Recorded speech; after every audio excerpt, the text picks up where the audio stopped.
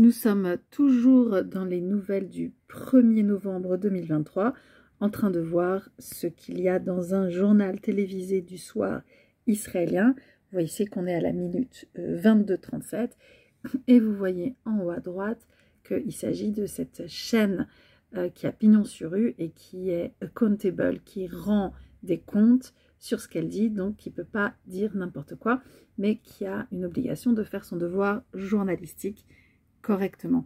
Je vous montre tous ces petits signes parce que comme ça, ça donne des indices que ce n'est pas un fake, une reconstitution, un fox. Donc, le décor que vous voyez ici, c'est celui à partir duquel les personnalités officielles de l'État d'Israël s'expriment à la télévision. Et donc, là, ce sera le porte-parole de l'armée. Donc, dans une démocratie en guerre, comment le porte-parole de l'armée s'adresse-t-il aux gens? Quel ton emploie-t-il? Est-ce qu'il y a des questions? Comment ça se passe? Et puis juste avant ça, il y a un petit incident dont on va rendre compte parce qu'on va suivre le fil de ce journal, l'ensemble du déroulé de façon exhaustive pour en avoir une représentation claire et honnête, sans montage. Bien sûr, si vous voulez être sûr qu'il n'y a pas de montage, vous pouvez aller vérifier. Il suffit de suivre le lien dans la bio qui renvoie à l'ensemble de l'émission sur la télé israélienne. Alors la journaliste, la présentatrice vient de dire que les habitants de Zikim, qui est dans la partie en Israël proche de Gaza, doivent rester chez eux. Pour quelle raison? Le reporter va l'expliquer.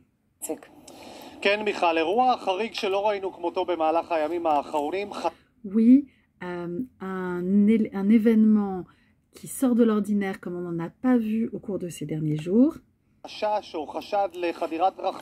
Il y a une suspicion de pénétration de drones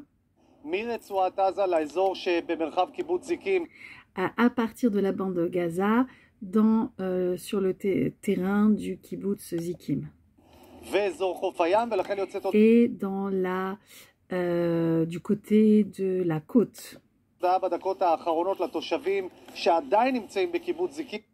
Et donc il y a eu une recommandation, une information au cours des dernières minutes pour les habitants du kibbutz Zikim, enfin celles et ceux qui sont encore dans la bande, dans cette partie-là d'Israël, car beaucoup d'entre eux ont été déplacés.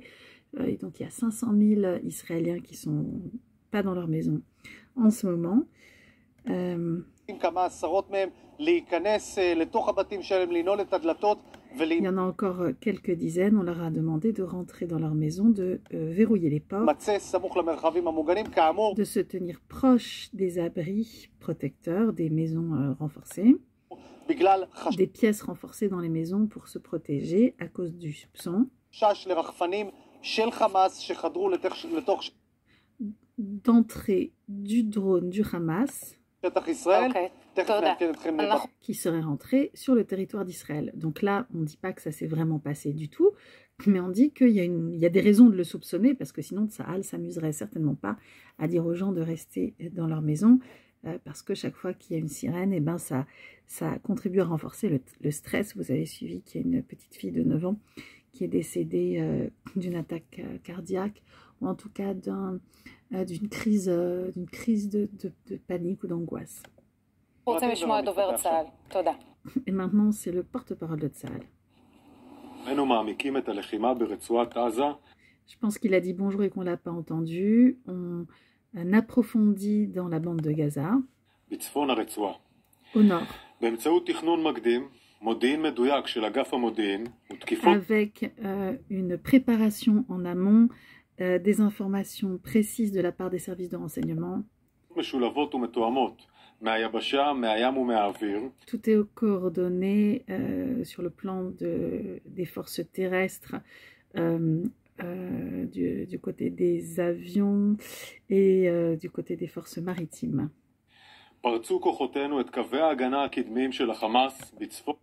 Et donc on a réussi grâce à ça à dépasser, casser la barrière des forces du Hamas au nord de la bande de Gaza. Les puissantes frappes aériennes se poursuivent. Se sont poursuivies toute la journée et continueront à se poursuivre. Nos forces sont orientées par les services de renseignement divers. Et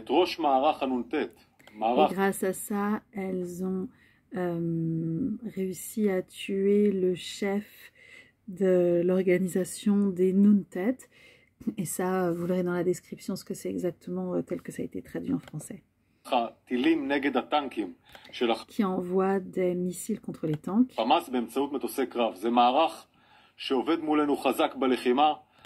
C'est un dispositif qui s'oppose à nous avec force dans les combats.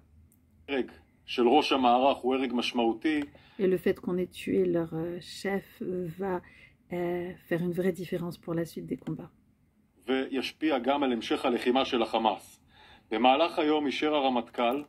Au cours de la journée, le général a assuré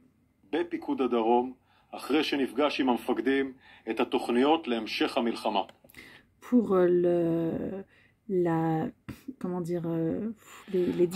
pour les dirigeants du Sud ce qui allait se passer pour la suite de la guerre. En ce qui concerne la communication, les relations avec les moyens d'information internationale, il y a eu de nouveau une preuve du détournement pervers que fait le Hamas à l'encontre des habitants de la bande de Gaza. Nous avons publié une discussion entre un habitant de Gaza et un terroriste du Hamas. Entre parenthèses, la traduction de ça est un peu plus tôt dans les vidéos. Où il est dit de façon claire que le Hamas vole de l'essence à des hôpitaux. Et en particulier autour d'un hôpital spécifique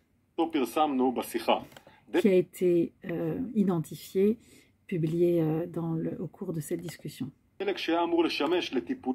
Un hôpital qui est censé... Non, de l'essence qui est censé servir à soigner les malades est utilisé pour la maintenance ou le fonctionnement des outils de terreur du Hamas.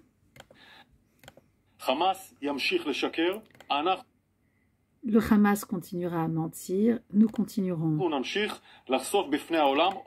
à dévoiler au monde des preuves fondées et fondamentales. De la même façon que ce qu'on a fait pour l'hôpital El Mahadani.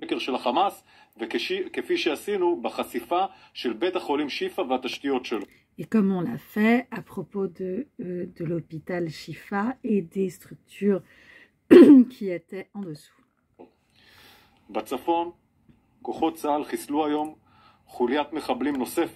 Dans le nord, les forces de Tsahal ont détruit aujourd'hui un autre groupe de terroristes qui essayait de tirer vers le territoire israélien et une autre qui tirait du côté de Shtula. Les forces de Tsahal ont ouvert le feu à partir des positions, vers les positions à partir desquelles d'où émanaient les tirs, et ont réussi à atteindre ces unités d'attaque. On continuera à réagir en faisant feu et en attaquant toute unité qui tirera, qui opérera des tirs vers le territoire d'Israël. On est extrêmement près au nord.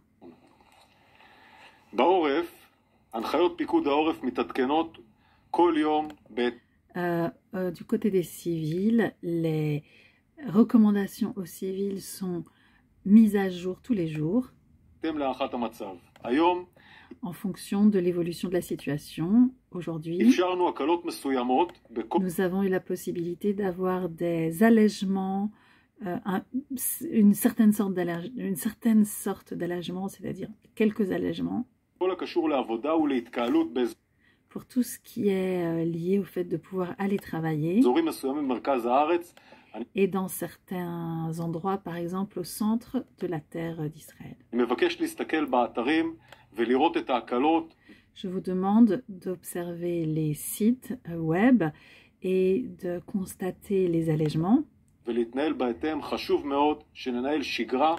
et de vous conduire de façon appropriée à cela. Il est très important que nous reconstituions ou que nous constituions une routine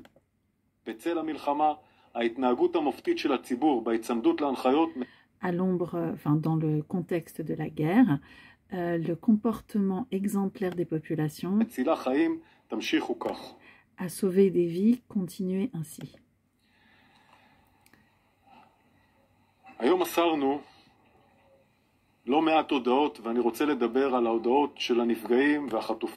Aujourd'hui, nous avons transmis un certain nombre de notifications, et là je veux parler des notifications qui sont faites aux familles des personnes qui sont blessées et des personnes qui sont mortes ou qui sont, pardon, je suis pas sûre, ou qui sont kidnappées. Commençons par les notifications relatives aux personnes kidnappées. Mataim ve'arbaim, il y a 240 familles de personnes kidnappées.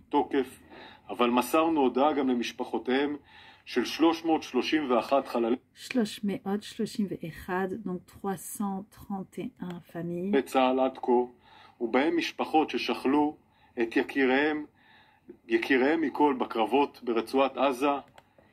C'est le nombre, donc il dit que ça c'est le nombre des notifications de décès qu'ils ont fait depuis le début, y compris pour les soldats qui sont morts là tout de suite.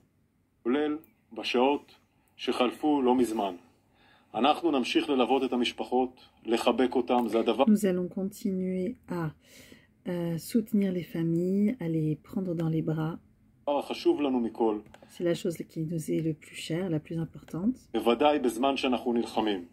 Et a fortiori en ces temps où nous combattons.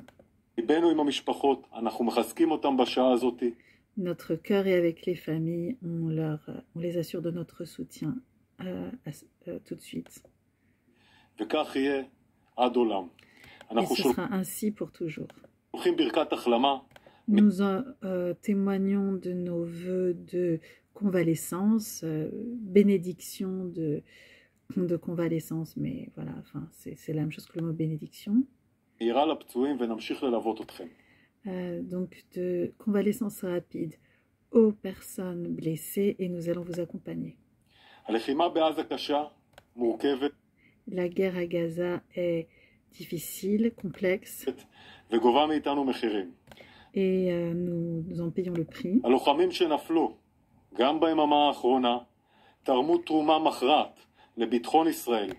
Les personnes qui sont tombées, y compris au cours des 24 dernières heures, ont fait une offrande, enfin voilà, à l'État d'Israël.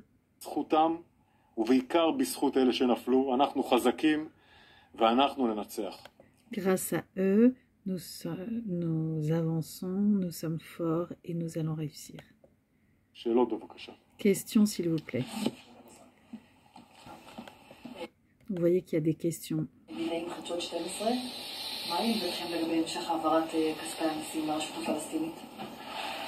Qu'est-ce qui se passe par rapport, c'est la question par rapport à la transmission des finances de l'autorité palestinienne. Pour toutes les questions qui touchent à l'autorité palestinienne et toutes les questions dont on discute au cabinet du côté politique, l'avis de l'armée est dite à huis clos. C'est ainsi qu'on agit, on ne publie pas ça à l'extérieur. C'est le cabinet qui prend les décisions et qui les publie. Et on va continuer ainsi.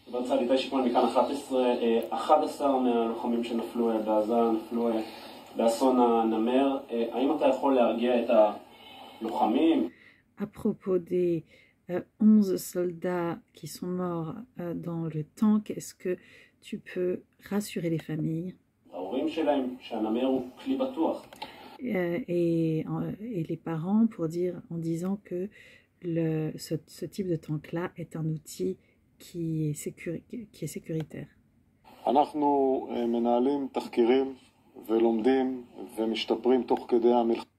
Nous conduisons des enquêtes et nous apprenons au fil de la guerre.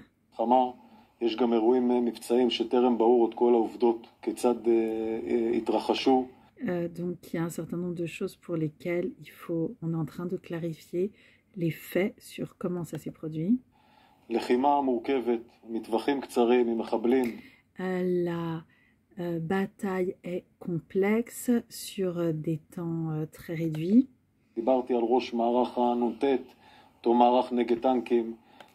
J'ai parlé du chef des équipes de Nuntet, c'est celui qui a été tué. Et de la lutte contre les outils de guerre qui nous tirent dessus. On s'en occupe, c'est un événement difficile, extrêmement douloureux. Les gens ont payé de leur vie. On en tire des leçons au fil de la guerre. Cet événement ne ressemble pas à des choses qui se sont produites avant.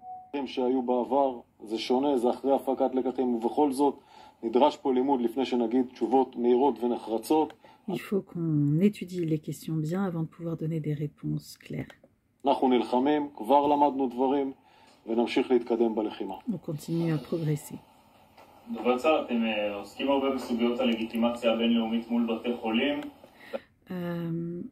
Autre question, vous vous occupez beaucoup de la légitimation de votre action concernant les hôpitaux. Il y a quelque chose à propos aujourd'hui de l'hôpital Indonésie. Encore une fois, c'est le truc qu'on a vu tout à l'heure concernant les questions d'essence. Le journaliste demande, est-ce que Tsahal a l'intention de frapper cet hôpital?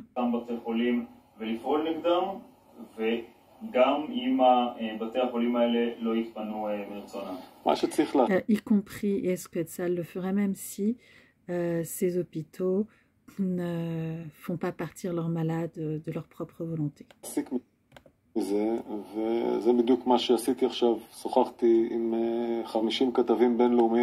Ce que je déduis du fait qu'on a transmis ces informations, c'est les conséquences c'est la même chose que ce que j'ai fait avec les 50 journalistes internationaux que je viens de voir dans une réunion Zoom. C'est que les hôpitaux sont un problème dont nous ne pouvons pas faire abstraction. Le Hamas a pour principe de construire ses infrastructures près des endroits sensibles.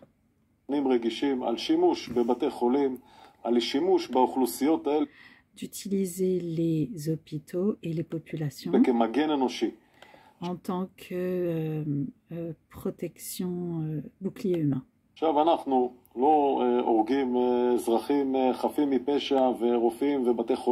Bien sûr que nous ne tuons pas des citoyens innocents et des médecins et des hôpitaux. ופוגעים בבתי חולים, אנחנו צריכים לקלף את הבעיה הזאת. Il faut qu'on démantèle ce problème, qu'on épluche ce problème. לטפל בה ביחד עם העולם. Pour s'en occuper en coopération avec le monde. ולאפשר לנו לא לייצר תשתיות טרור בתוך המוקדים האלה. Et pour nous permettre qu'il n'y ait pas d'infrastructures terroristes dans ces lieux-là. דבר מורכב, אנחנו נותנים לו מענה. C'est une chose complexe et nous y prêtons attention, nous y répondons. מציגים את זה קודם כל לארגוני המודיעין האחרים בעולם ולבעלי בריתנו. Les services de renseignement dans le monde et nos alliés. נמצא את המענה המתאים, נעדכן אתכם איך נעשה את זה. Avec eux, on trouvera la réponse appropriée. לא נחשוף פה את השיטות. On ne va pas maintenant dévoiler la façon dont on veut procéder. אבל בוודאי אנחנו חושפים את הדברים האלה כדי לדעת לטפל בהם. Mais bien sûr, nous dévoilons ces choses-là pour travailler sur la façon dont on s'en occupe. Telle est notre mission. ברור לנו שזה אתגר גדול בלחימה. C'est sûr que c'est un très grand défi dans les batailles. אנחנו ניתן לו מענה. On lui répond. Et voilà, c'est la fin de cette petite partie de l'interview du porte-parole de l'armée israélienne. Voilà.